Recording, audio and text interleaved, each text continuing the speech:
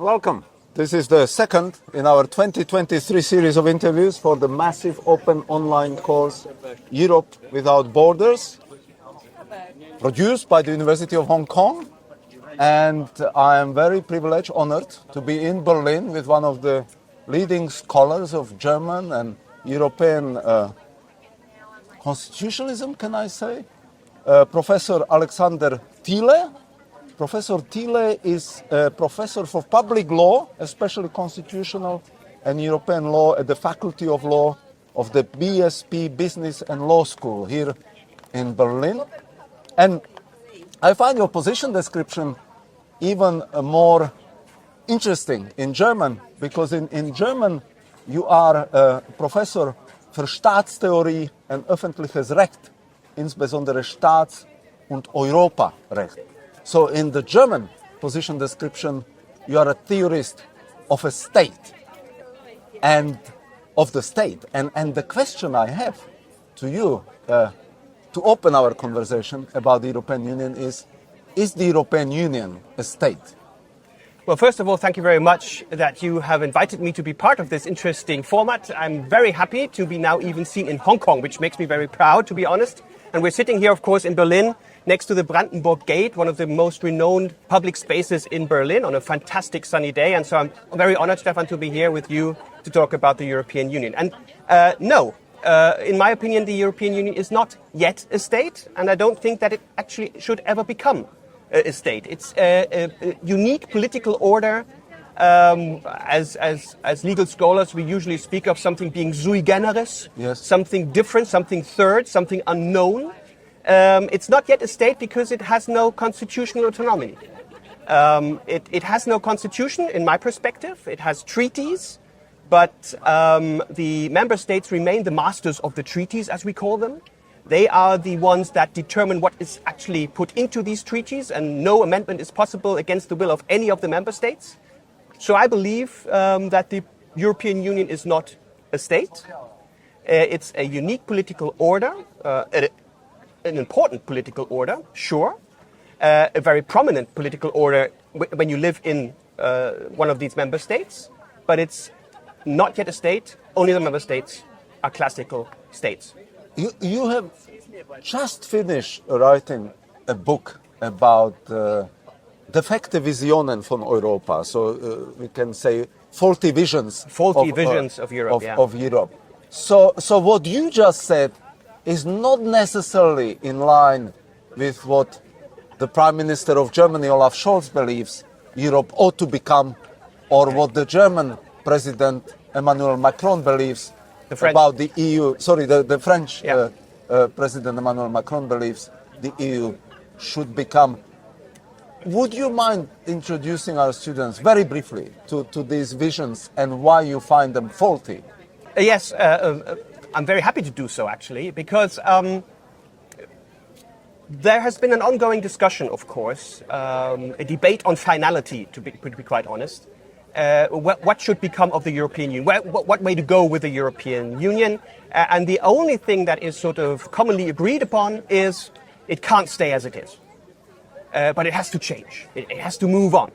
The treaties themselves speak of the European Union being a political order that needs to progress. Yeah? They want to create an ever closer union. So since the beginning, actually, people have thought about what should we do with the European Union, where should it go?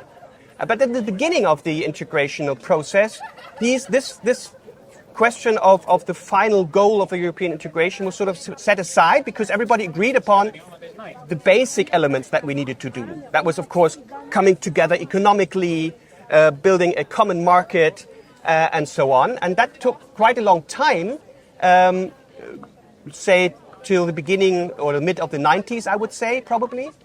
Maybe even the beginning of the 2000s.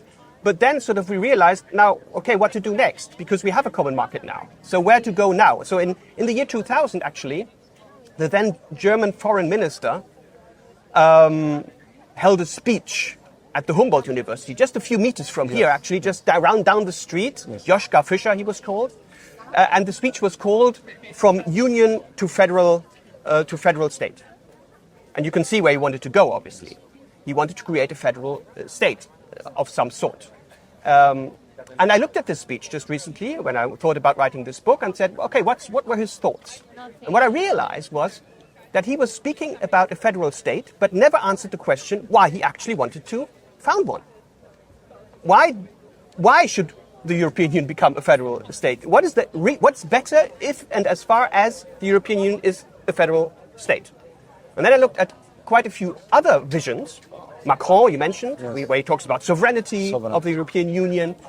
We have the European Commission that actually is pretty open to the future of the European Union, actually proposes 4 or 5 different possible paths the European Union could go down.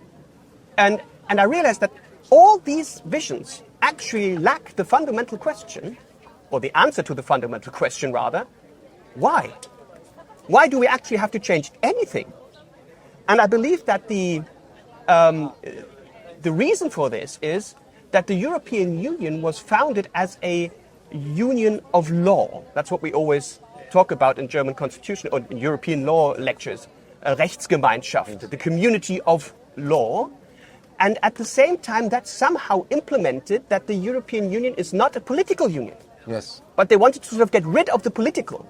They want to make it rational. I mean, sort of shortly after the Second World War, that was quite understandable. Because, of course, people had seen what unleashed political systems might be able to do. So they wanted sort of to tame the political by making it rational, by putting it into law. Yes. But I don't believe that that is actually possible. But that explains why they still believe that the European Union isn't finished, because what we see, of course, is a normal political union. It's not a state, but it's political what they decide. When we look at the European borders, when we look at other parts of the world, the way they deal with the Russian war, and so on, that's political stuff. Yes. But if you, of course, believe that we have to overcome the political, then the European Union is not yet finished. Yeah. So the thesis of my book is that we have to accept that the European Union is a political order sui generis, and that we should see how to organize the different layers of the political, the state, the member state, and the European Union, and bring them together. And so my vision of the European Union has no final endpoint, but it believes that we should use the classical requirements of legitimacy and thereby create a political order together with the member state that is accepted by the citizens. So we talk about how citizens experience Europe, how EU citizens experience Europe. But you also mentioned that the member states are still what the Germans call the Herren der Verträge, that is the masters of the treaties. And that's something I want you to unpack a bit more. The relationship between member states and the EU, between national capitals and Brussels, if you want, the EU institutions. And since we are in Berlin, as you said, in front of the Brandenburger Gate, I would like to ask you about what position Germany has within the EU. What does the EU mean to most German citizens, if you want? Okay, that was quite a lot. To be honest, I'll try to answer all these questions. Now, first, as regards the relationship between member states, and we always speak about the European as being Brussels. Yes. Sort of we have this idea of capitals representing political orders. So we talk about Washington, we talk about, I don't know, Beijing. And of course we talk about Brussels when we talk about the European Union, and we talk about Berlin when we talk about Germany usually. So indeed, as you said, the foundations of the European Union were quite classic international law. Yes. So we had a classical treaty of international law between 6 member states then. That was Germany, Italy. West Germany. West Germany, indeed, of course. West Germany, Italy, France, and the Benelux states. That's Belgium, Luxembourg, and the Netherlands. Yes. These 6 states created a union, and it was sort of, at first, dealing only with steel and coal. It was sort of a typical war industries were supposed to sort of come to a supranational level in order to prevent any state using these industries to once again start a war against any other member state. And that was so successful that they sort of expanded. This expanded, and we had another treaty dealing with the economic communities in 1958, and the atomic community. Peaceful use of the atomic powers was then sort of the thing to do. And this sort of then evolved gradually and left its international law roots somehow and became denser, intenser. Yes. Soon we spoke about a supranational union, where the law of the union actually prevails the national law. It stands on top. Yeah, and this is why some legal scholars, or in fact the first president of the European Commission, who himself was a professor of Hallstein, Dr. Walter Hallstein, this is why they started to think about the EU as a de facto federation, right? That you have certain legal principles that make it very much look like a federation. In everyday life, it actually looks quite so. It could be a classical federal state in some way. You could sort of organize a federal state exactly as you have organized the European Union at the moment. The thing the European Union lacks still, as I said, is the ability to amend its own treaties. We only see a state as a state if and as far as he is sovereign to actually amend its own constitution. Yes. And that is nothing the European Union itself can do. It can propose amendments, but in the end, it's always the member states, and all the member states, we need unanimity here, that have to agree to the amendments and then have to transfer these amendments into their national legal order. You are very clear saying that the European Union is not a state and it should not become a state. But so when we talk about member states, some member states are more special than others. You just referred to someone getting married. There is a famous marriage at the heart of the European project, and that is because it's also about reconciliation after the Second World War. I'm talking about France and Germany. Would you say that these two countries still represent the engine of European integration? Well, that's how we usually call these, and we usually say that sort of Europe stalls when the Franco-German engine stalls, and any sort of major progress will only come through these two countries. And I guess that was true for a very long time, and it's probably still true, because these two countries are economically, especially now after a Brexit, and of course the United Kingdom has left the European Union, these are the two dominant states economically and politically. And therefore nothing will actually go forward in Europe, or rather the European Union. We have to be quite sure not to speak of Europe, but of the European Union.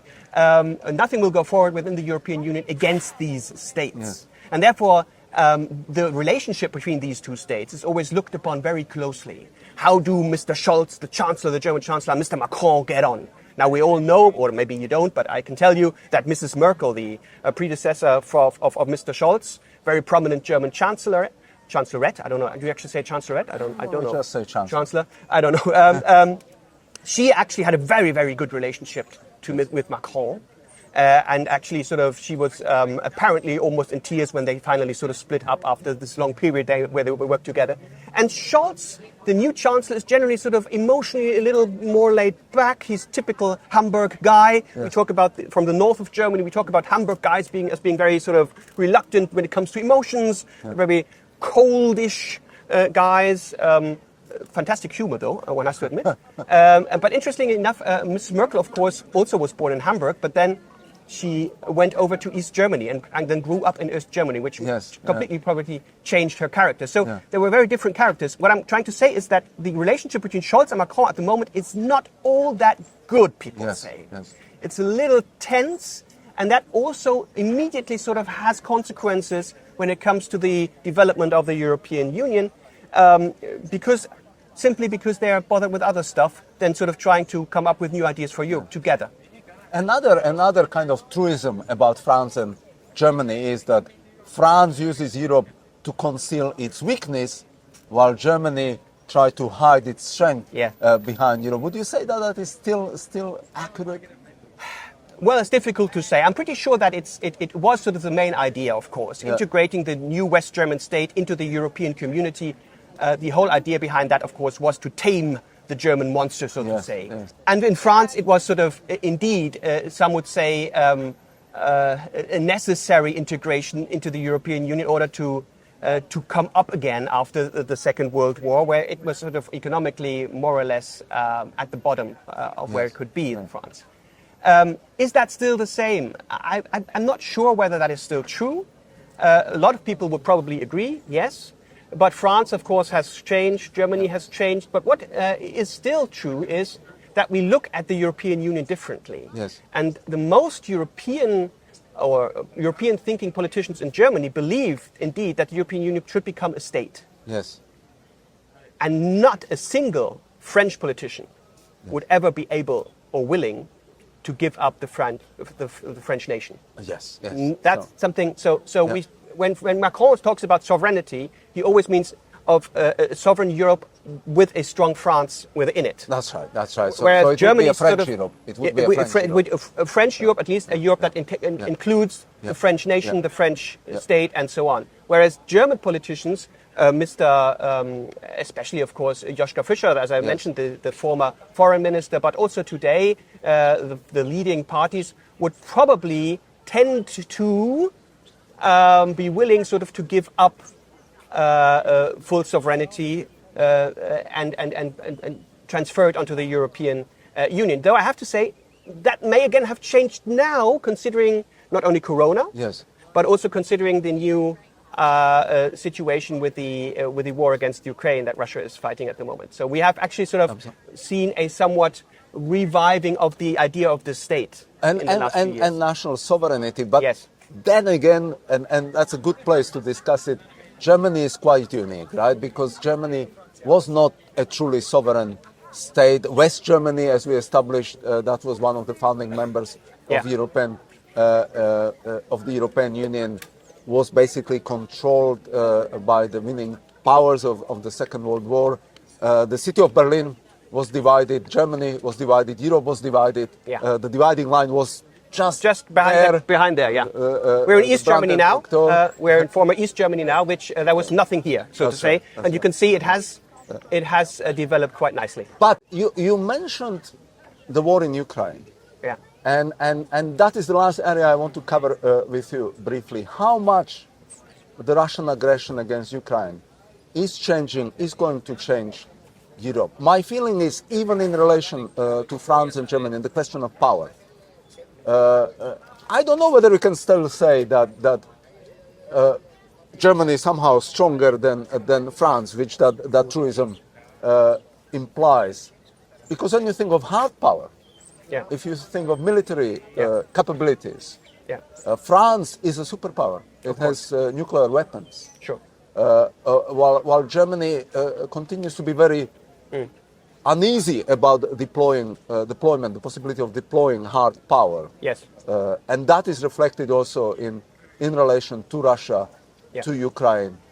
What is your take on how much Europe is changing because of the war? First of all, and does it need to become a state, as many people would say, precisely because it faces the challenge of a more aggressive, assertive Russia in the East? Well, first of all, indeed, the German sort of relationship to hard power is obviously influenced by its history. So, of course, we were the nation that sort of brought death over Europe in the Second World War. And the basic law, that is, by the way, celebrating its 75th birthday next year, the basic law, our constitution, was a direct reaction to this sort of loss of any humanity that we had seen here, not only in Germany, but all over Europe due to us. So it was very reluctant. It had no military provisions at the beginning, for instance. Germany had no military, and obviously the Allies were not willing to grant us any form of military again. But that changed quite quickly. As you mentioned, we became a member of the NATO in 1955 already, and then, of course, were supposed to also help NATO being able to defend itself. So we got a military, we got armed forces, very small. But sort of the idea of Germany actually above that becoming a hard power, willing to force its interests onto other nations or states, was absolutely a no-go in Germany until the 90s, more or less, I would say. We didn't participate in any military actions, neither in NATO nor with the UN, until 1997, actually, or 1998 even. And that was interesting enough under a social democrat and a green new government, where we had our first extraterritorial military force actually used. That is when Joschka Fischer was the foreign minister. That is exactly when Joschka Fischer was foreign minister. And since, so we had great debates whether that was actually possible, whether we were, for instance, even allowed to actually help NATO by flying planes that were doing only research over other territory. We were sort of very reluctant in the 90s still, and in the beginning of the 2000s. And the same is true for actually the military as such. Nobody liked the military in Germany. Nobody liked to talk about the military in Germany. We didn't see the military in Germany. No uniforms were seen on the streets. Yes. And this has slowly changed and got a real boost now since the war against the Ukraine, definitely. Already a few years before that, the then Minister of Defense, Annegret Kramp-Karrenbauer, the unpronounceable name, she had introduced a rule that allowed soldiers in uniform to use trains without having to pay. Yes. So that already sort of led to the fact that we saw more people in uniform. And the whole idea was sort of to show that the uniform and the army isn't something separate from society, but it's part of society. Yeah. So that slowly changed. And now we have actually seen how necessary a military is. Yes, yes. The so-called Zeitenwende, the time change came up, the time change speech of Mr. Scholz, where he pronounced that we will put 100 billion euros into the military over the next few years. The now new defense minister is the most popular minister in Germany, Boris Pistorius. I know him personally, he's a great guy, but he became the most popular politician here in Germany within just a few weeks. And he's doing a great job in my view as well. So the way we see military and the way we see possible threats has completely changed. Because in 1989 and in 1990, so when the wall came down, we believed that the classical war is over. Yes. We believed that we might face terrorism, that we might face other threats, but no state would actually come up with the idea of forcing its armed forces onto another state. And Putin changed all that. And Putin changed all that, and the horrible aggression against Ukraine has changed all that. The very last question, and perhaps the most difficult one, does that mean that the EU, even though it's not a state, needs a European army, needs military muscle to defend its interests? I would say yes, and I would say that it's quite common ground now when you talk to European politicians. We have first sort of elements of a European army, and of course, when you look at European integration history, actually the Europäische Verteidigungsgemeinschaft, the European Defense Union, was actually thought about already in the 1950s. One of the first projects? Was one of the first projects in the 1950s, and then it was the French that vetoed it in the end in their national parliament, understandably, to be honest. They weren't willing sort of to share sovereignty with Germany at that point. But today it's quite common ground that we need something like that, and we should sort of bring our competences together, and we can see already the first steps of such a European army coming up. Of course, not yet a real European army. It's the national forces joining each other. But they are sort of cooperating very closely already. And I would say that in the next few years, we will probably see something like that. But I would still say that does not make the European Union a state. It'll make something new, sui generis, something very new, not seen in history yet, but still not a state. And I do think that we should sort of stop trying to always force these political organizations into something we know from history. Why does it actually have to become a state? Why can it not be something completely different, new, that we haven't known before, if it works? And it will work if we just stop thinking about it, what it looks like in the end. Thank you very much, Professor Thiele. Thanks for your time. It was wonderful. Thank you very much for having me, and hope to see you soon, maybe in Hong Kong, and you as well. Bye. Thank you.